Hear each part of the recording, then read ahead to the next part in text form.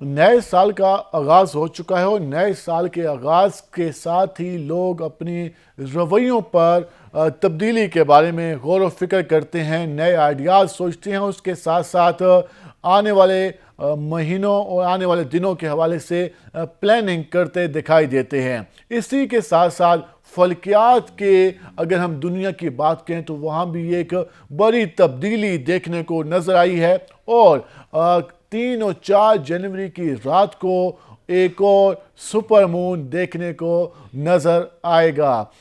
हालांकि नए साल का आगाज़ है, लेकिन इस साल का जो ये सिलसिला चल रहा है, जो कि सुपर मून का सिलसिला हमने अक्टूबर से शुरू होते हुए देखा, अब 3 से 4 जनवरी की रात तक ये जारी रहेगा।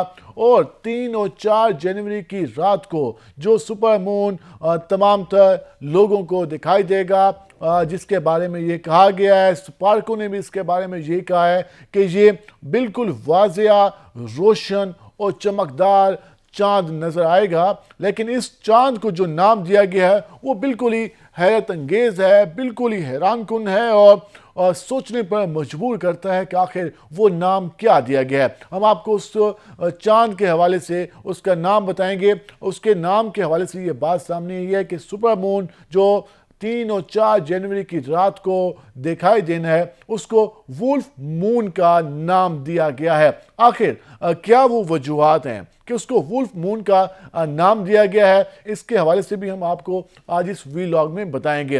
वुल्फ मून से आपको अंदाज़ा हो गया होगा कि भेड़ियों के हवाले से बात की जा रही है। एक ख़तरनाक, एक खूनखार जानवर जिसके बारे में कहा जाता है कि वो इंतहाई वफादार भी होते हैं। लेकिन इसके बारे में, इस जो सुपर मून है, इसके बारे में काफ़ी सारी मिथ दुनिया भर के मुख्तलिफ खितों में, दुनिया भर के मुख्तलिफ ममालिक में मशहूर हैं और लोग इनके बारे में सोचते भी हैं और समझते भी हैं और कुछ हद तक यकीन भी रखते हैं।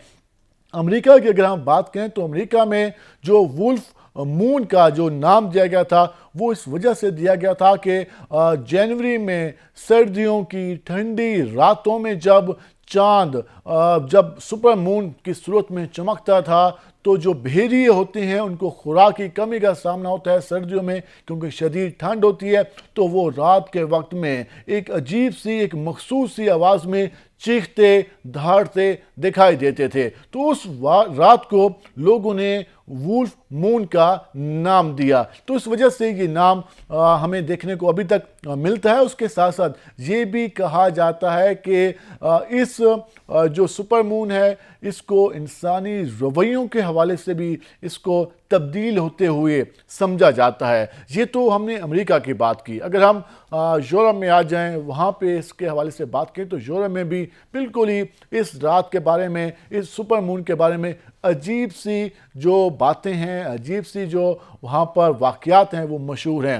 यूरोप में ये समझा जाता है कि जिस रात वुल्फ मून होता है, सुपर मून होता है, तो वो ये रात इंसानी रवैयों के बदलने की रात होती है। उसके साथ साथ ये भी कहा जाता है कि इस रात इंसानों में जो एक पागलपन की कैफियत है, एक गुस्से की कैफियत है, वो भी मुंतकिल हो सकती है। ये वहाँ पर एक मिथ है, एक बात है जो कि समझी जाती है। इसके साथ साथ एक और भी वहाँ पर एक बात मशहूर है कि जो बहरिए के रवैये हैं उसको इंसानी रवैयों से लिंक किया जाता है, जोड़ा जाता है। तो इसको इसके हवाले से भी जो ख़ास समझा जाता है। और अगर हम आ जाएँ जनूबी एशिया, जिसमें पाकिस्तान, इंडिया, उसके साथ साथ बांग्लादेश, नेपाल, भूटान, श्रीलंका जैसे ममालिक मौजूद हैं, इन ममालिक में अगर जादू की बात ना हो, असेब की बात ना हो, जिन्नात की बात ना हो, तो ये बात मुकम्मल नहीं होती। तो जिस रात वुल्फ मून होता है जनवरी की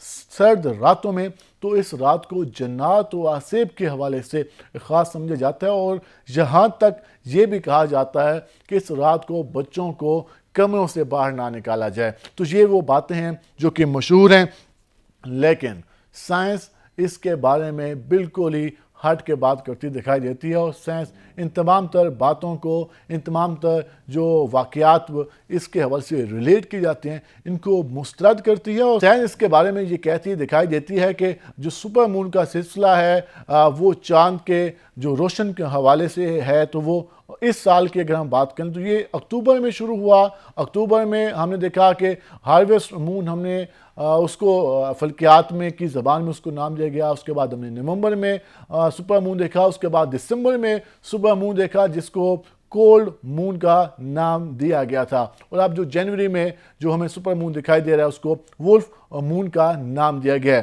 اگر ہم اس کی ڈیٹیلز کے حوالے سے بات کریں کہ یہ کب طلوع ہوگا، کتنے ٹائم آسمان پہ رہے گا، اور اس کے ساتھ ساتھ جو یہ کس حد تک روشن ہوگا، تو سپارکوں کے مطابق شام 5:51 پر جو سپر مون جس کو وولف مون کا نام دیا گیا ہے 3 جنوری کو شام 5:51 پر یہ طلوع ہوگا۔ اس کے بارے میں یہ بھی کہا گیا کہ یہ 98.8% روشن ہوگا، مکمل، مطلب کہ ہم کہہ سکتے ہیں کہ ایک مکمل روشن، ایک مکمل چمکدار چاند کی صورت میں ہمیں یہ آسمان پر دکھائی دے گا۔ اس کے ساتھ ساتھ یہ بھی کہا گیا کہ کیونکہ زمین کا فاصلہ چاند سے ہے 3,62,000 کلومیٹر ہے، تو اس کے حوالے سے یہ چاند زمین کے قریب آ جاتا ہے، جس کے باعث اس کی جو روشنی ہے وہ زیادہ واضح دکھائی دیتی ہے۔ جبکہ اس کے ساتھ ساتھ جو ایک عام انسانی آنکھ کے حوالے سے اگر ہم بات کریں، جب یہ ہمیں دکھائی دے گا تو یہ 6 سے 7% ہمیں